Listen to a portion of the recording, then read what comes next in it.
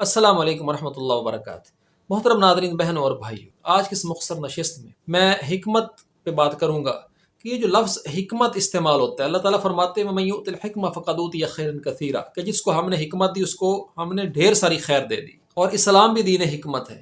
اب یہ حکمت کیا ہے، اس کو میں اپنے تئیں جیسے سمجھاؤں وہ میں آپ کے سامنے رکھنا چاہتا ہوں کہ حکمت کسی بھی کام کو کرنے کا جو درست طریقہ ہے اس کو حکمت کہتے ہیں۔ دیکھیں، اگر درست طریقے سے کیا جائے تو اس کو تجارت کہتے ہیں، اس کو نکاح کہتے ہیں، اور اگر غلط طریقے سے کیا جائے تو اس کو سود خوری کہتے ہیں اور زنا کہتے ہیں۔ اسی طرح اور بھی آپ اسی مثالیں لے سکتے ہیں۔ حکمت زندگی گزارنے کے وہ درست طریقے ہیں کہ جن کے نتیجے میں انسان کو یقینی نجات اور سکون و مسرت حاصل ہوتی ہے، اور اس کے برعکس انسان اپنی زندگی میں جب اپنی ضرورتوں کی تکمیل کے لیے غلط طریقہ کار کو استعمال کرتا ہے، غلط طریقے کو اختیار کرتا ہے، تو پھر اس کے نتیجے میں انسان کو خوف، حزن، گھبراہٹ و پریشانی لاحق ہوتی ہے، اور بعض صورتوں میں تو انسان خود سوزی تک پہنچ جاتا ہے، سوئسائڈل تھاٹس آنے شروع ہو جاتے ہیں۔ دین اسلام جو ہے یہ بھی دین حکمت ہے، قرآن کریم بھی کتاب حکمت ہے۔ اللہ تبارک و تعالیٰ اپنے انبیاء کو حکمت عطا فرماتے ہیں، وَمَن يُؤْتِ الْحِكْمَةَ فَقَدْ أُوتِيَ خَيْرًا كَثِيرًا، جس کو ہم نے حکمت دی اس کو ڈھیر ساری خیر دے دی۔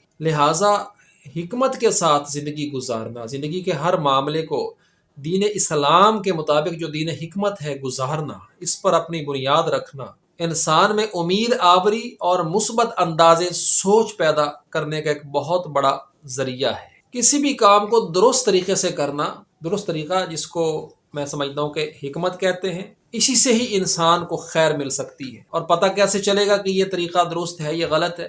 تو یہی چیز ہمیں دین بتاتا ہے۔ اور اکثر و بیشتر تو انسان کو اللہ نے عقل سلیم دی ہے کہ جس کے ذریعے سے انسان فیصلہ کر لیتا ہے۔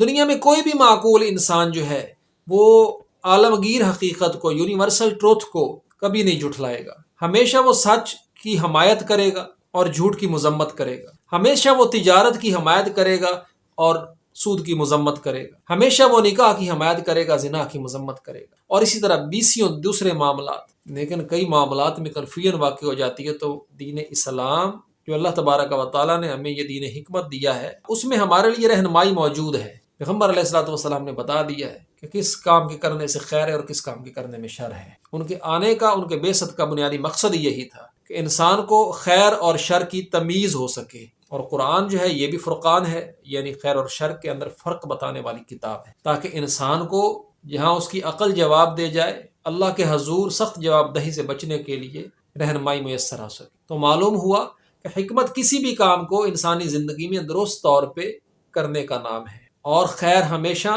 اور حکمت، اور اسی سے ہمیشہ خیر نکلتی ہے، اور ہمیشہ کسی بھی کام کو حکمت کے ساتھ کرنے سے ہی انسان کو سکون اور مسرت میسر آ سکتی ہے۔ اور کیوں نہ ہم اللہ تبارک و تعالیٰ سے یہ سوال کیا کریں کہ اے اللہ تو ہمیں علم و حکمت عطا فرما، یا اللہ تو ہمیں علم و حکمت عطا فرما، وَمَن يُؤْتِ الْحِكْمَةَ فَقَدْ أُوتِيَ خَيْرًا كَثِيرًا، کہ جس کو ہم نے حکمت دی اس کو خیر کثیر عطا کر دیا۔ محترم ناظرین، آج کی نشست میں بس اتنا، انشاءاللہ کل ایک نئے خوبصورت موضوع کے ساتھ حاضر خدمت ہوگا۔ تب تک کے لیے اجازت۔ السلام علیکم ورحمۃ اللہ وبرکاتہ۔